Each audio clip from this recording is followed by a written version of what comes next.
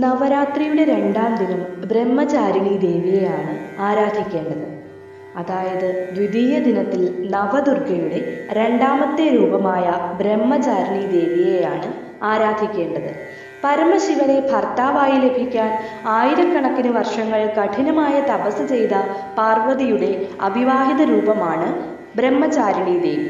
കഠിനമായ തപസ് കാരണമാണ് ബ്രഹ്മചാരിണി എന്ന പേര് ദേവിക്ക് ലഭിച്ചത്. ദേവിയുടെ പര്യായം എന്നത് സ്നേഹവും വിശ്വസ്തതയും തന്നെയാണ്. ഉമ, അപർണ, തപചാരിണി എന്ന പേരിലും അറിയപ്പെടുന്നുണ്ട്. ദേവി വെളുത്ത വസ്ത്രത്തിലാണ് കാണപ്പെടുന്നത്. ദേവിയുടെ വലതുകൈയിൽ ഒരു തപമാലയും ഇടതുവശത്ത് കമണ്ഡലവും ആയിരിക്കുന്നു. നഗ്നപാതയായാണ് ദേവി കാണപ്പെടുന്നത്. നവരാത്രി ദിനത്തിൽ ബ്രഹ്മചാരിണി ദേവിയുടെ പൂജാവിധി, മന്ത്രം, ശുഭമുഹൂർത്തം, പ്രാധാന്യം എന്നിവയെക്കുറിച്ച് അറിയാം.